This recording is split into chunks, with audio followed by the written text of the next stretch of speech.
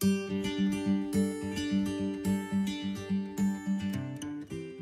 à toi et bienvenue dans la petite dose d'inspiration du lundi. J'espère que tu vas bien et que tu as envie de t'amuser aujourd'hui parce que je vais te montrer une petite technique un petit peu d'upcycling en fait pour réutiliser quelque chose qui rentre souvent dans nos maisons, enfin souvent, qui peut potentiellement rentrer souvent dans nos maisons et qu'on a un petit peu du mal à valoriser et que c'est un petit peu vexant parce que c'est quand même du déchet donc c'est toujours un peu frustrant.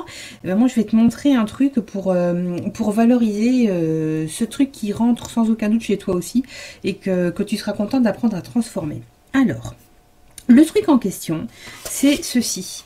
Ceci, c'est une barquette en fait en polystyrène, comme tu peux avoir quand tu achètes parfois des fruits et légumes, ou parfois de la viande, ou des choses comme ça en grande surface. Et bien souvent, ça se présente en forme comme ça vient comme ça dans une boîte en polystyrène. Et cette boîte en polystyrène, en fait, on peut l'utiliser, on peut la recycler pour en faire des tampons, pour faire de la mono-impression. Je te montre ça de suite. Alors pour ça, je vais avoir besoin, bien entendu, d'une boîte en polystyrène. Je vais avoir besoin d'une planche à découper parce que je vais utiliser un scalpel. Je vais avoir besoin de papier pour venir imprimer dessus. Ici, tu vois, c'est un petit carnet d'expérimentation dans lequel j'essaye plein de trucs. Donc voilà, j'ai pris celui-là. Quelques tubes d'acrylique au choix. Hein, c'est toi qui vois les couleurs qui t'intéressent. J'ai un petit rouleau à peinture. J'en ai un petit et j'en ai un plus gros ici. Et j'ai également une feuille de papier palette sur laquelle je vais venir poser mon acrylique pour pouvoir étaler avec le rouleau pour utiliser ensuite pour mettre sur ma plaque de polystyrène.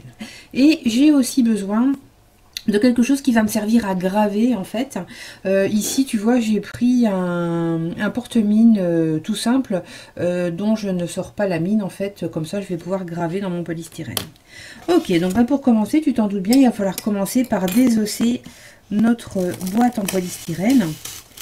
Et tu vois, ça se fait vraiment facilement avec le scalpel. Ça, c'est un truc qui est très sympa à faire.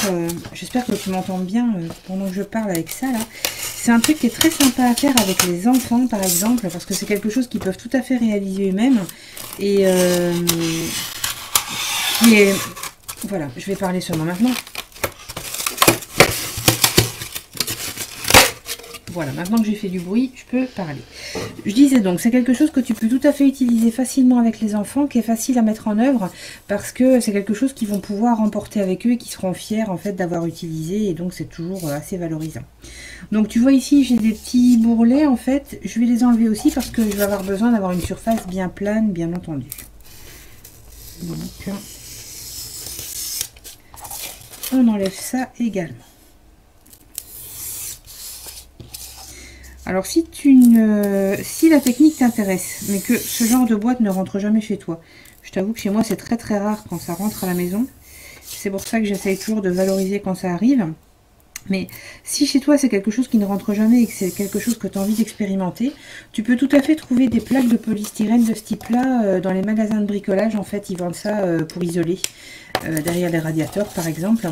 Et donc ça se trouve très facilement en magasin de bricolage sans aucun problème. Donc je mets ça de côté, voilà, et on va dire que je vais couper ça en plus petits morceaux, et pourquoi pas un plus grand, hop là.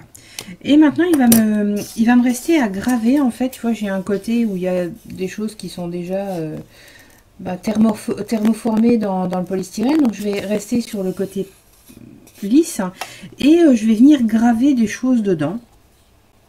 Avec mon porte-mine là dont j'ai pas sorti la mine. Alors c'est à toi d'expérimenter. Tu verras qu'il y a une espèce de point de rupture en fait. Si tu appuies trop fort ça fait des trous. Il faut appuyer juste ce qu'il faut. Mais ça c'est vraiment en faisant soi-même qu'on se rend compte de la force avec laquelle il faut appuyer tout simplement. Donc tu vois là je m'embête pas trop, hein. Je fais vraiment des formes simples parce que là on travaille juste pour laisser.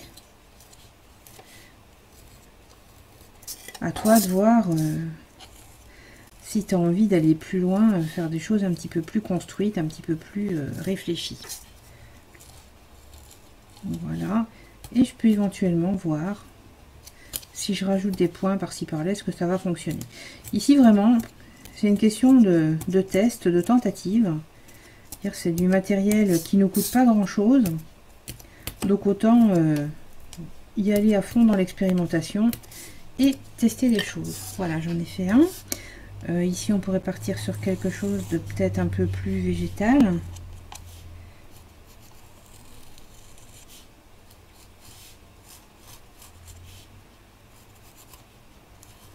Pourquoi pas?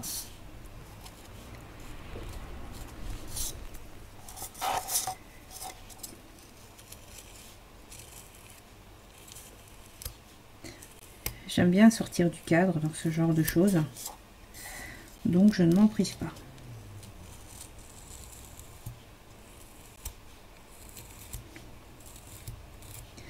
Je trouve que c'est toujours plus vivant, en fait, quand on sort un peu du cadre. Mais ça, c'est juste une réflexion personnelle. C'est vraiment chacun fait comme il l'entend. Et le dernier, voilà, on va peut-être juste faire quelques graphismes comme ça, tout simplement.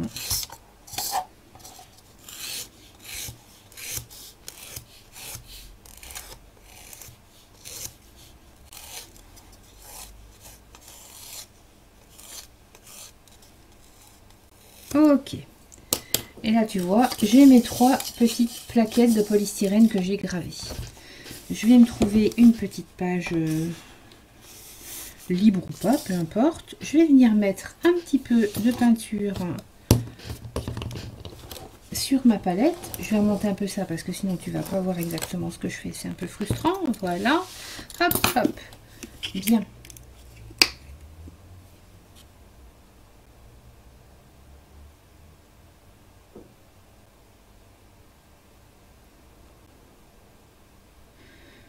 Voilà, je dépose un petit peu de peinture sur ma palette.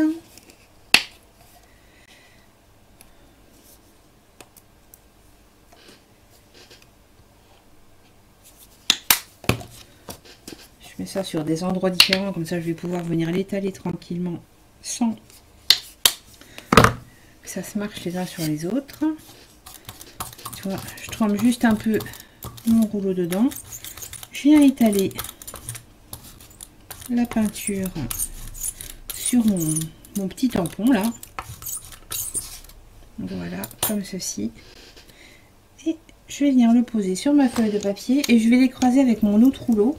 Parce que comme je suis pas vraiment sûre que ma petite plaquette ici elle n'est pas hyper droite, ben, si je l'étale au rouleau, j'ai plus de chances d'avoir un résultat satisfaisant. Et l'exemple était mal choisi parce que comme j'ai un fond déjà texturé, on ne voit rien du tout. Donc on va aller faire ça à côté où on verra beaucoup mieux.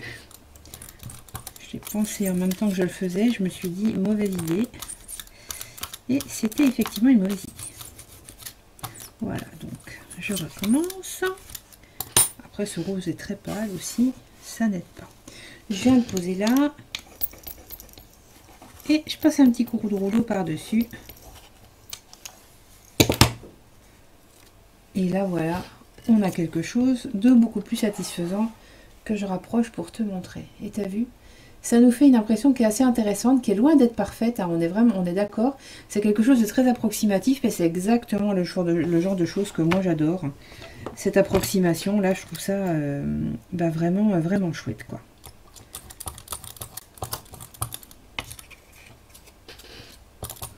Et on peut continuer à jouer comme ça.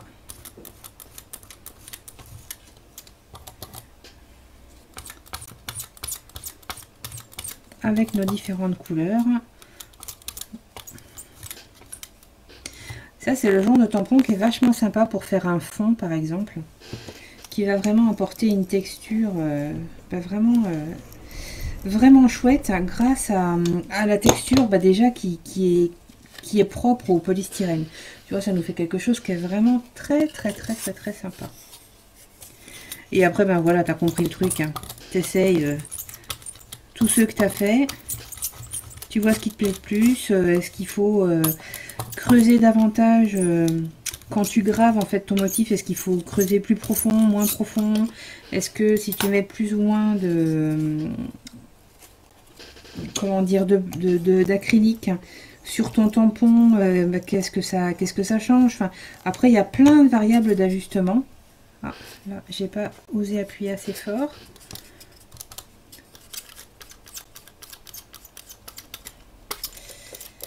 Mais voilà, tu as compris l'idée.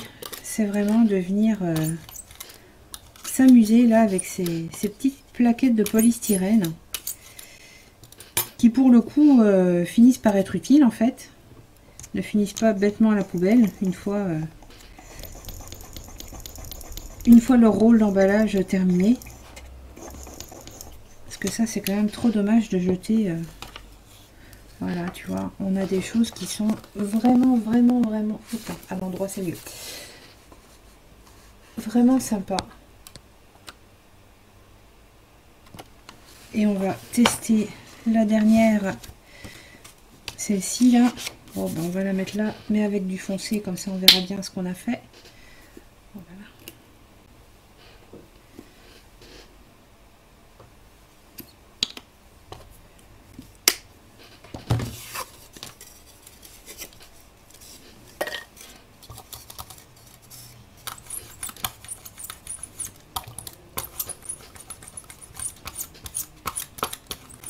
Il ne faut pas hésiter à mélanger par exemple deux couleurs sur la même plaque. Après tu travailles ça comme un tampon classique. Tu t'amuses avec en fonction de tes envies. Hop, on va venir mettre celui-là ici.